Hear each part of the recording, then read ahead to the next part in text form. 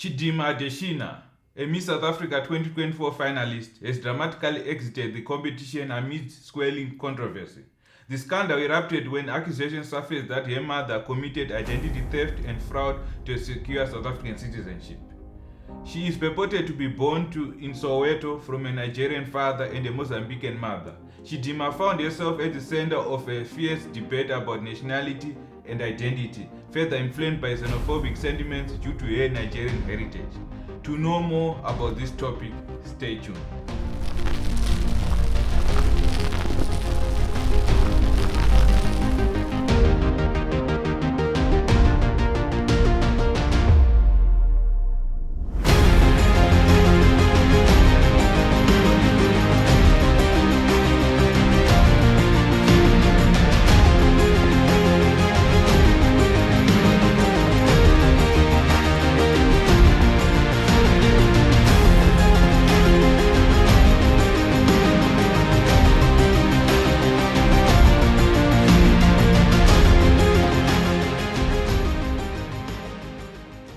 Welcome back to the Fraud News channel. I'm your host, Boss Robert. Today, we are discussing circumstances surrounding Chidimma's identity and South African citizenship issue. The controversy intensified as critics questioned their legitimacy to represent South Africa, sparking a broader debate about what it means to be South African. The government has launched an investigation into her citizenship, scrutinizing the involvement of officials and the possibility that her mother fraudulently obtained South African status. Let us listen to a video to what Dr. Leon, the current Minister of Home Affairs, said on this issue. By Home Affairs has found prima facie indications of fraud committed by Chidimma Adetshina's mother. The Department of Home Affairs herewith provides an update on the ongoing investigation into the citizenship of Miss Chidimma Adetshina, a contestant in the upcoming Miss SA event.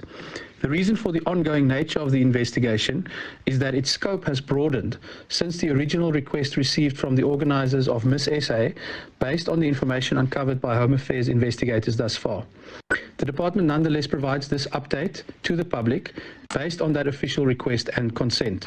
We will provide a final update once the investigation is concluded. Upon receiving the request for investigation, the department deployed every resource at its disposal to establish the truth.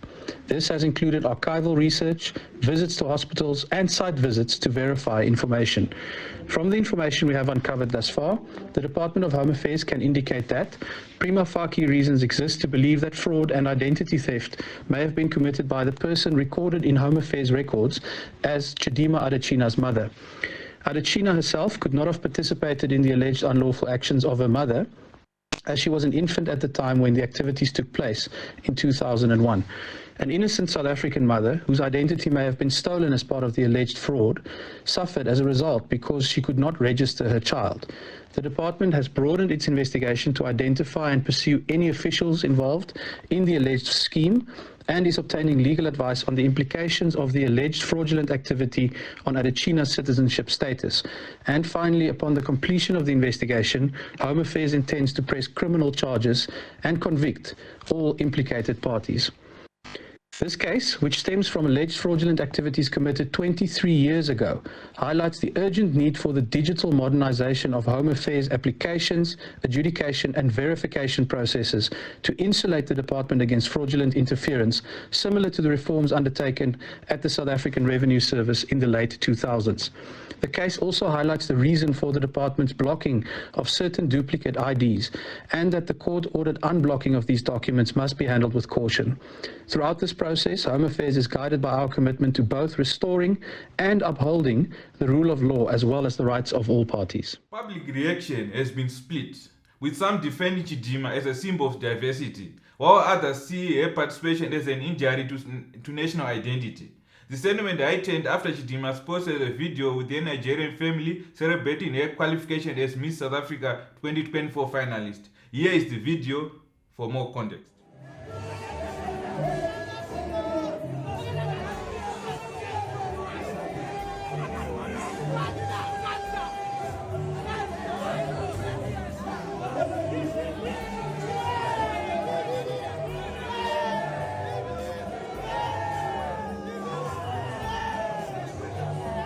Various political figures and organizations expressed mixed feelings and views on Chidimma's case, which sparked debate about citizenship and identity.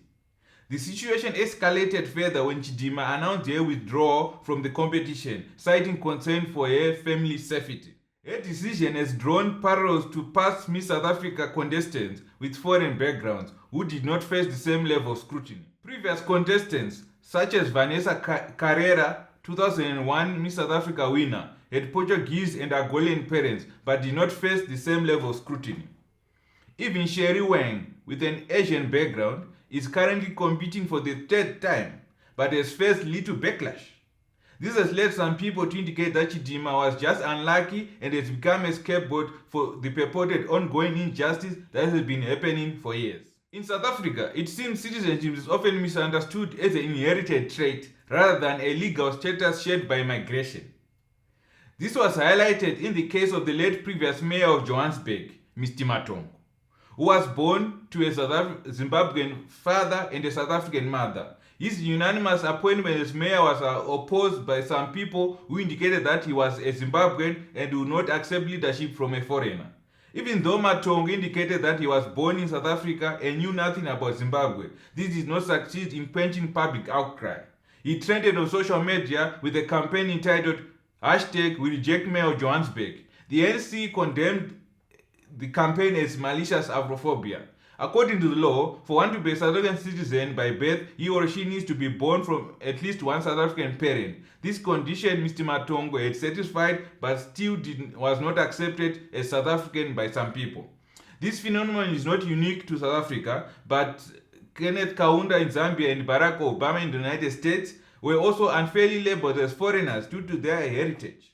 I would like to assume that the sentiment is propagated by the prevalence of fake IDs within the country, leading to legitimate South African ID holders with foreign roots being less accepted in society.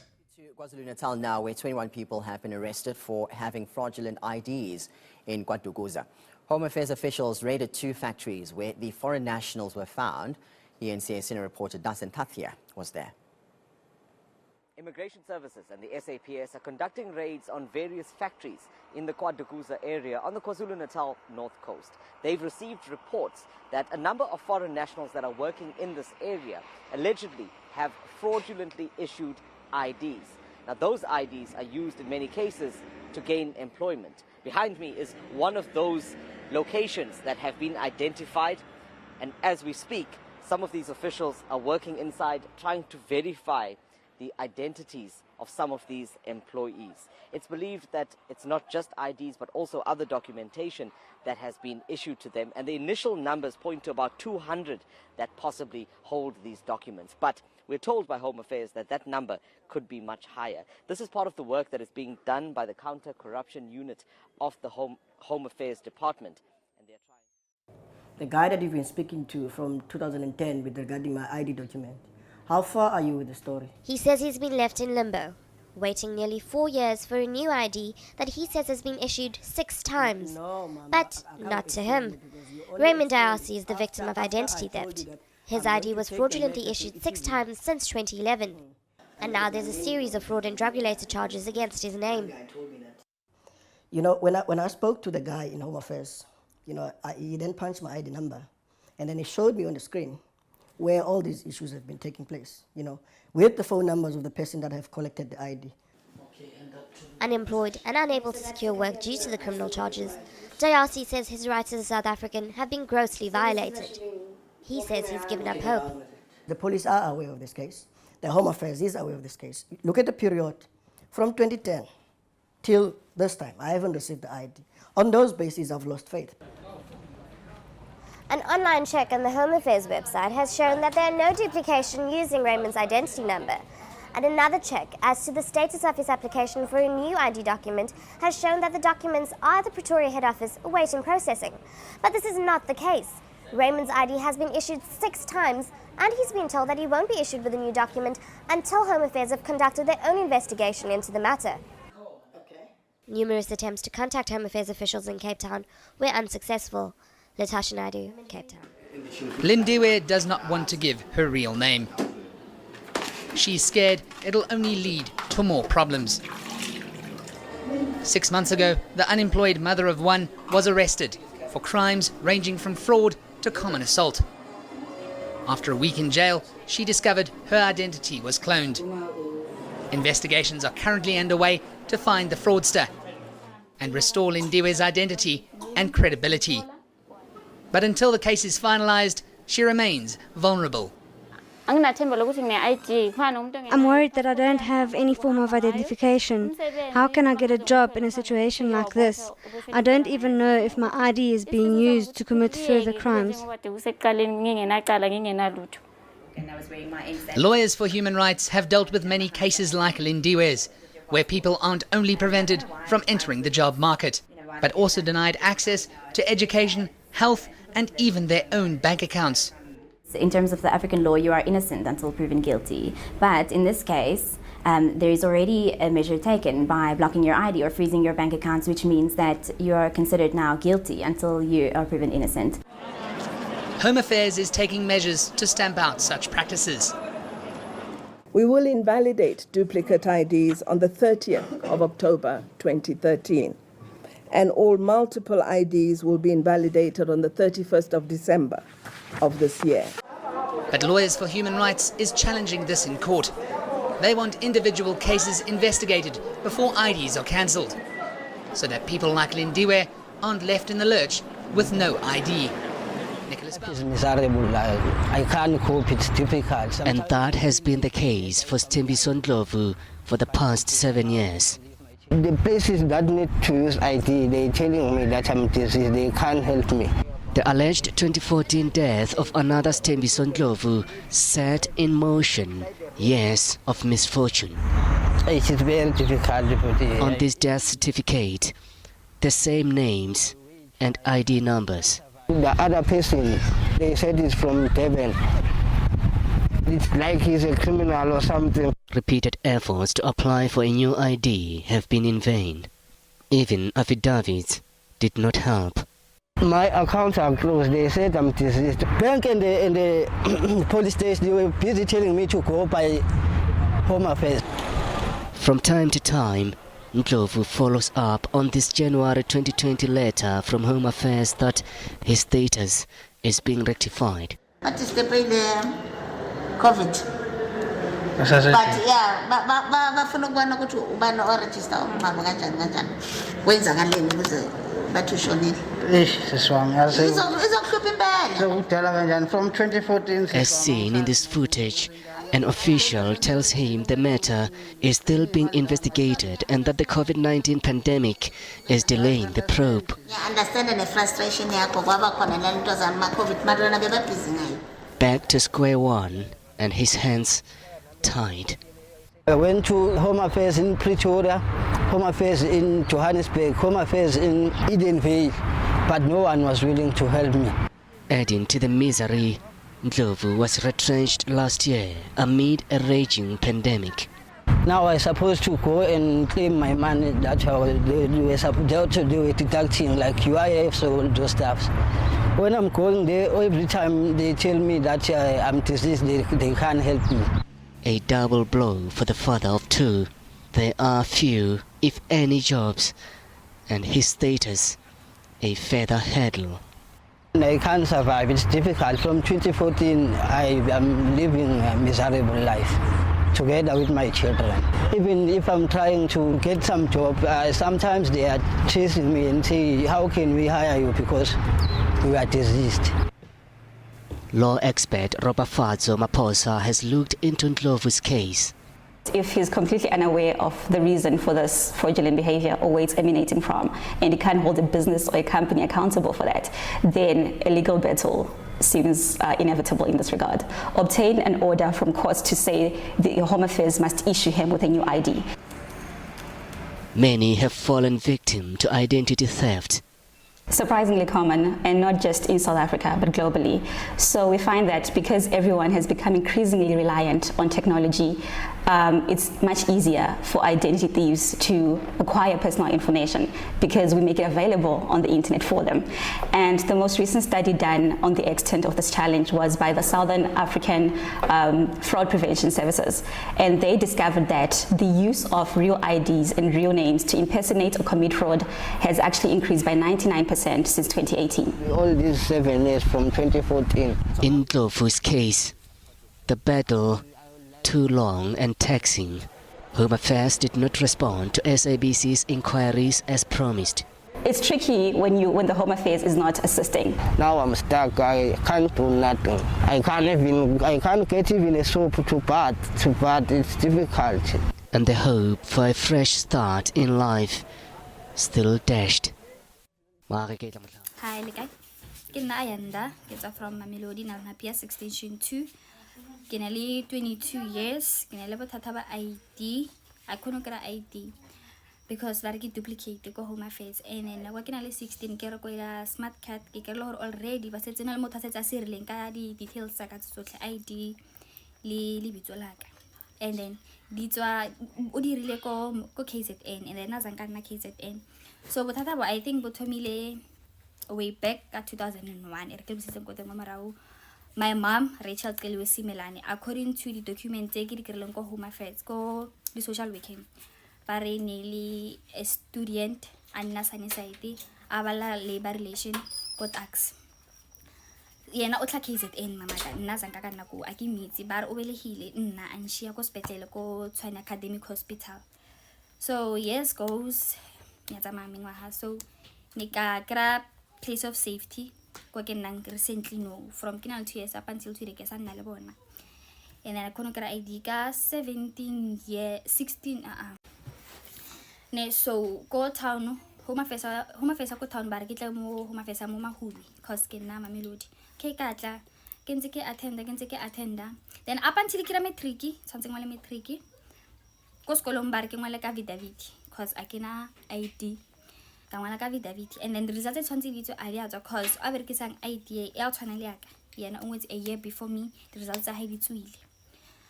So 2020 kakarangwana kimshimani ana be certificate like marano kam ngwalisa ka papa high cause like baby daddy issue.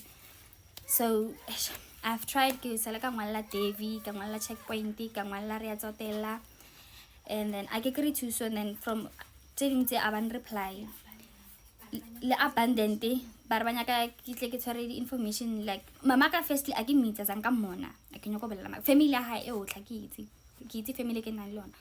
So guys ne kopela thuso at least like get to see because it's been years now.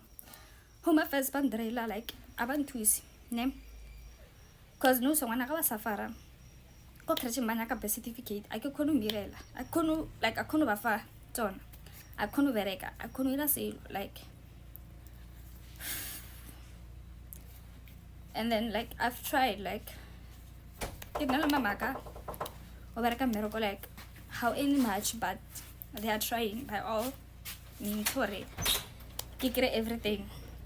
So I hope video 8 of ita ko motho o morata go nthusa because 8 years no ke sa thusiwe.